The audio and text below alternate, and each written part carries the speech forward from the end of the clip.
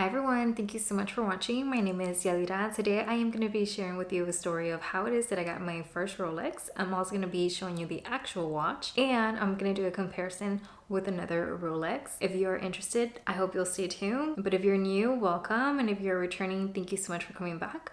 Let's get into how I got it and what it is that I actually got.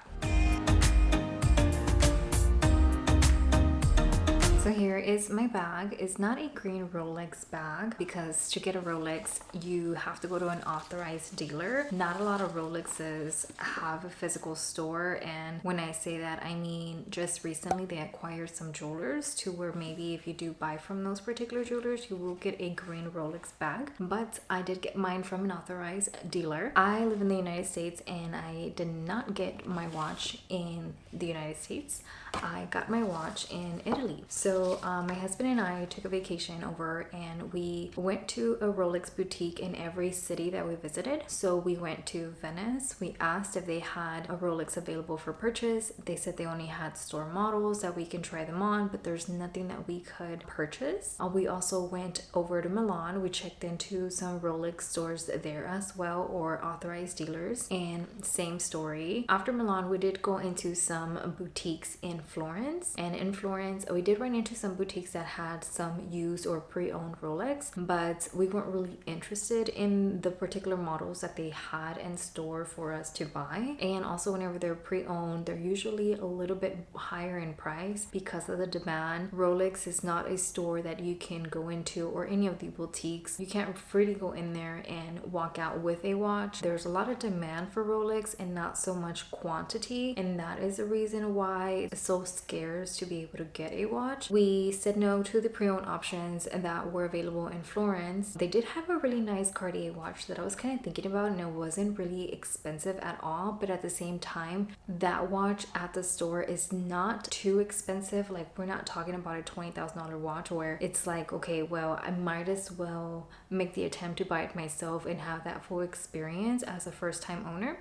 So I did say no to that watch, but then we went over to Rome, and in Rome, don't think we looked for a Rolex or we didn't ask for a Rolex. I think after asking 3 different cities, we were kind of just like, okay, there's none. Everyone's sold out. Even in our home state or places that we've traveled to within the United States, we've asked and all the responses are the same, to where if you're going to get a watch, you need to get on a wait list, but they kind of recommend you to get on a wait list at your local store, because once the watch has been delivered, they want you to go pick it up in person. They're not going to ship it out or anything like that. So for a lot of places that they're not local to you, they're hesitant to add you to a list, because not a lot of people can just jump on a plane and go over to wherever that location is like in a day's notice. So that's why they kind of recommend, if you're going to get on a wait list, do it at a local boutique. So in Rome, we were kind of just like, okay, let's just stop looking for Rolex. And so on our way out, we actually departed from Rome, and in that airport that we used,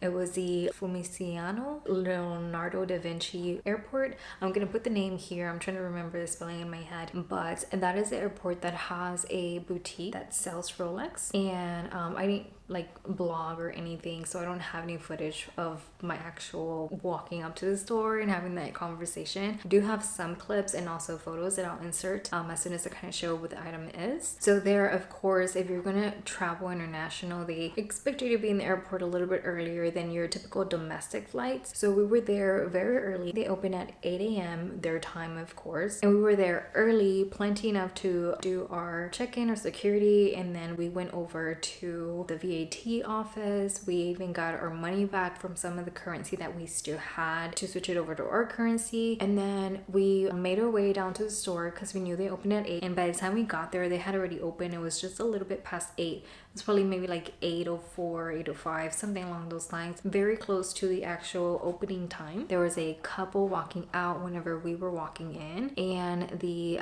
sales lady was holding a watch and she was gonna put it over to where it belonged, right? And a lot of these watches, they were on display, so we didn't think anything of it. We just thought, well, maybe they were trying out a size or a metal combination or something along those lines, because you can go in there and try on the display models. So that's what we thought. So anyways, my husband goes in there and then he's like, hey, how are you doing? You know, she responds, you know, good morning, well. And he's like, do you have any watches? So she's like, well, what are you looking for? And he was looking for a particular watch for him, so he asked for that version of a watch. And she's like, no, I'm sorry, we don't have that available. He was like, oh, okay.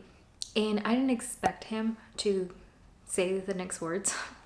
But he did, and in the other locations we really didn't look for me, but he was like, well, do you have any ladies watches available?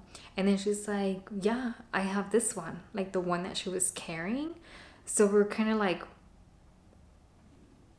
we were kind of just like looking at each other like this one, like this one you can try on, it's a sample, or this one you can buy and take it home with you. Like, what do you mean? So she was like, this is the watch we have. It's one of the newest ones that we have in this particular size. And I guess I can start unboxing because it's actually also getting heavy.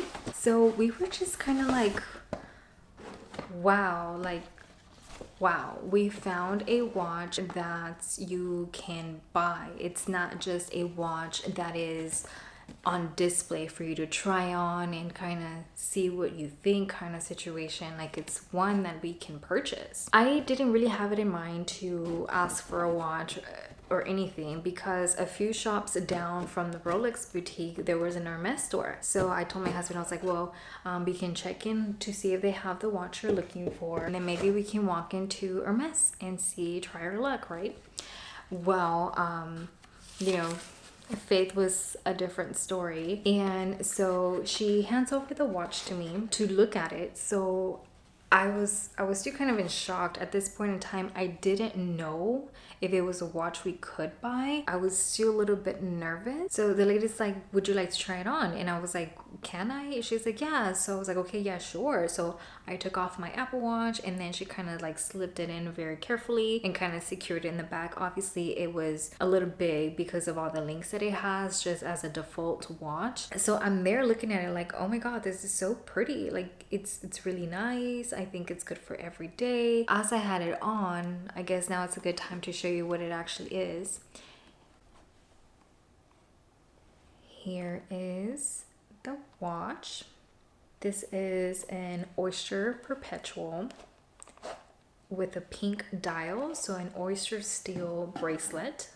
And this is in the size 34. It comes in 4 different sizes, if I'm not mistaken. And so whenever I had this on, she was explaining what it was, like all the specs. She said, would you like to buy it? And we're like, oh my god, like we're still in this like, yes, no, is it a display, is it not a display, like what is it? Whenever she said that, I was like, oh my god, like this looks fabulous. It is in a band that is versatile for any day. I feel like sometimes the Datejust with a fluted vessel and that Jubilee bracelet is too blingy to where it's particular for certain occasions. If you do have a lifestyle that serves it for an everyday, perfect, then it would be a great combination. But I'm a little bit more chill, more relaxed in my personal day-to-day. So as I had this on, I was like, this is perfect. These are all the combinations I didn't know I wanted, but they suit me very well. I'm like, yeah, I think, yeah, I want to buy it.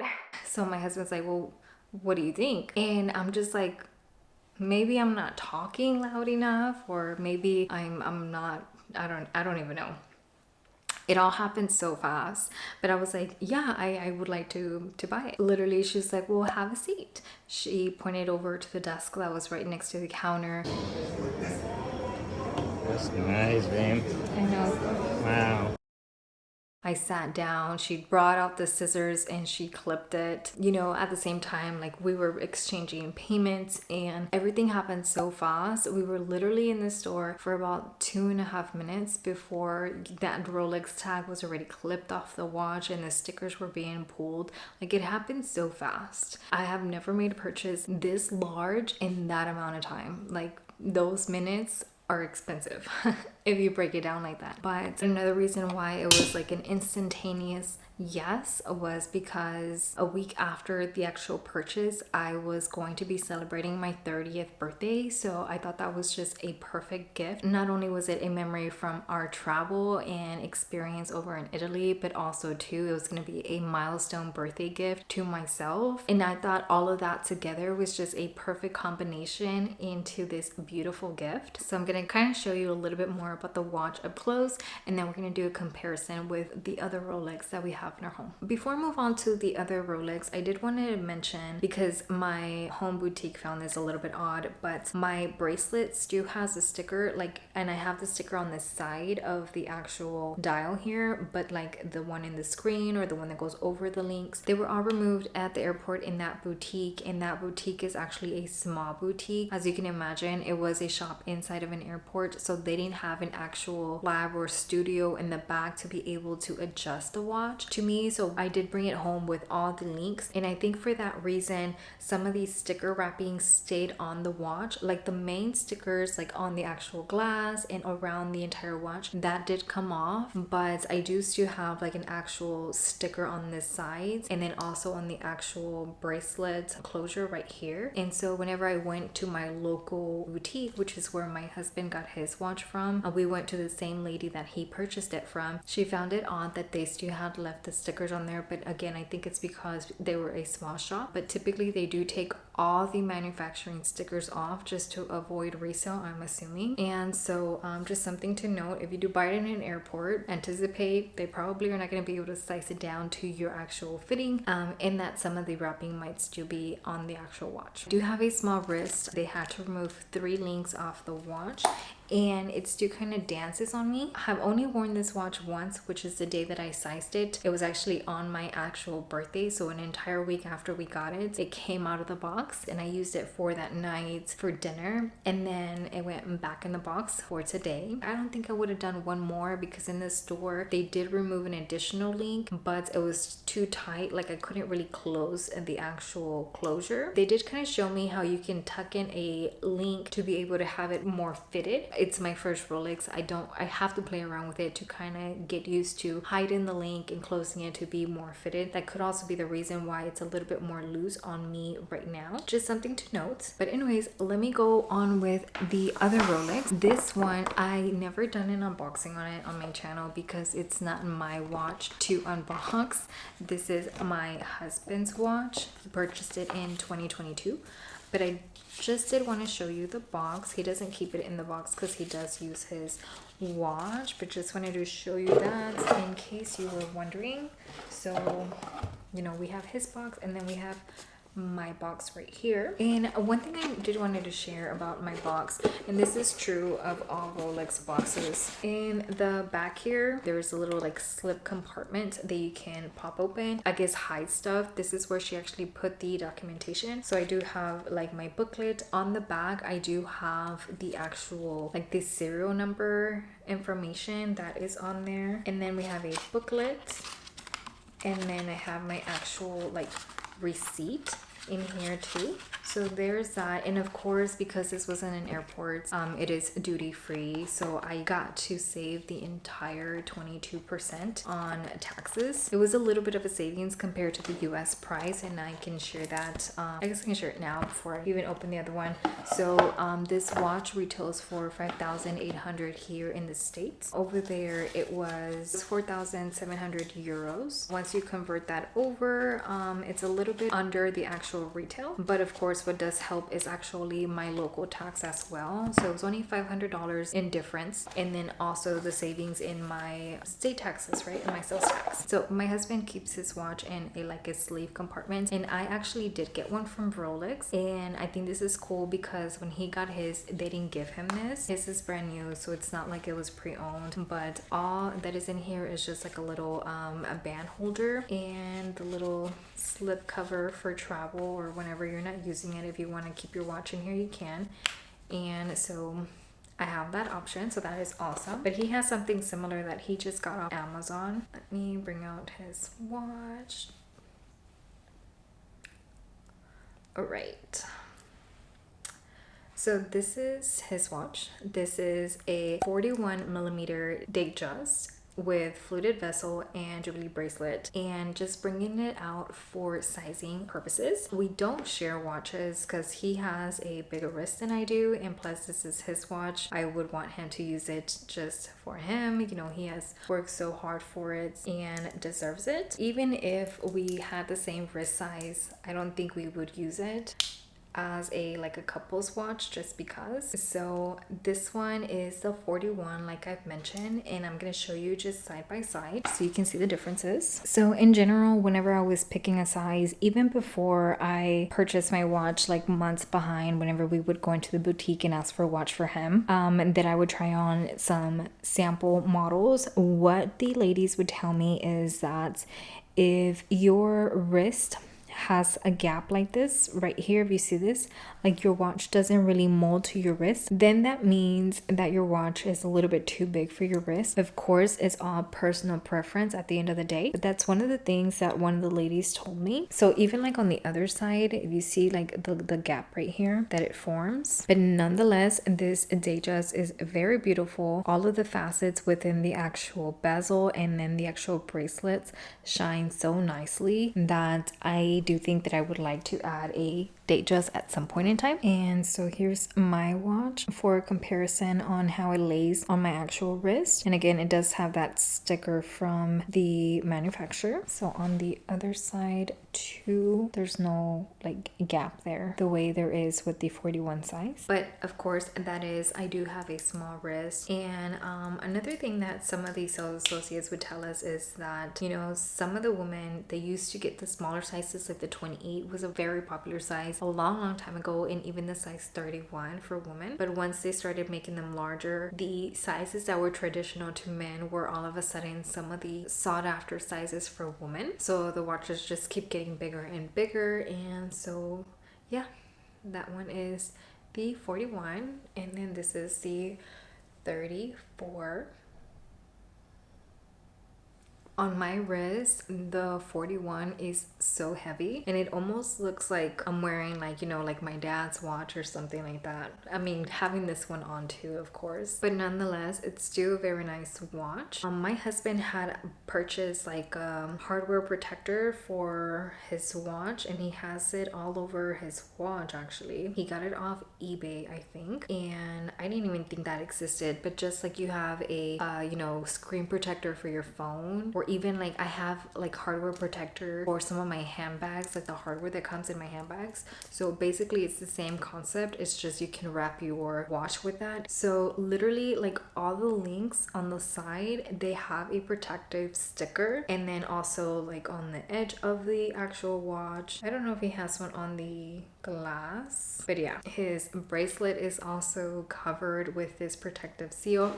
Like I'll kind of show you here. You can kind of see the edge of the sticker right there, and then even right here. And once they start coming off, like it will leave like sticker residue. You can easily take that off. Kind of feel like I peeled one of his stickers right here, so I kind of feel bad about that. These watches, you don't really want to polish them too much, because every time you polish them, supposedly it takes away from the sharpness of the watch. And so watches that are actually unpolished go for more later on in life when you do want to sell your watch, compared to the watches that you're constantly cleaning them and all of that stuff. So I think that's why he went with just doing a sticker just one time and that's it, to not have to worry about something like that. But yeah, this is the Datejust 41 size, and again, I was just doing the comparison on the size because I obviously have an entire different watch, so it's not like it's the same watch in comparison. So the 41 and the 34. So just to kind of show you the two different sizes, because like I mentioned, the women's sizes are shifting away from what they used to be and now really going into the bigger size range. In case you're wondering what one will look like for you, again, I have a small wrist. I want to say I think it's like 6.5 inches, or maybe I can measure it. Also too, while I'm measuring my wrist, what wrist do you use your watch? Right, left? It might also have to depend on which is your dominant side. In case you're wondering at home, my wrist is It measures 6 or just a little bit under 6. Here, I'll show you. So that is the measurement of my wrist. Of course, that is the actual measurement and not like wiggle room for like bangles or anything like that. So just keep that in mind if you are measuring your wrist at home, just to kind of see if a 34 size watch would be ideal for you, or if you think it might be too small or too big, what have you. Just keep that in mind. I do want to order potentially a different Rolex. The Rolex that I had in mind to get ever, like one and done, is an entire different model than the one that I did end up purchasing. But of course, like I said, you can't really go into any boutique and expect to walk out with a watch. Like, it's not even a thing of finances, it's just a thing of availability, really and truly. That's what it comes down to whenever you're purchasing a Rolex. And a lot of the times you're in a wait list for years, kind of similar to like what the journey is for an Hermes Kelly or an Hermes Birkin, kind of like that similar story, except maybe even harder, because I've heard that people are in wait lists for like 7-8 years or longer for like the very sporty kind of Rolex watches, to where now that I have this watch, I feel like if I was to have the opportunity to order the actual watch that I would want from Rolex, it wouldn't take away from this one, because they're two different styles, like two different vibes. So I think that it would complement my watch collection just fine. So my watch collection being this and my Apple Watch that I wear every day. So that is my Rolex story and also comparison. Let me know what you guys think about this watch on me, or just a watch in general. If you do have a Rolex wish list, what is your top item? If you do already have a Rolex, which one do you have? And if you are anticipating to add more into your collection, which are the ones that you are looking after? I want to thank you so very much for spending a little bit of your day with me, and I hope to see you next time. Goodbye.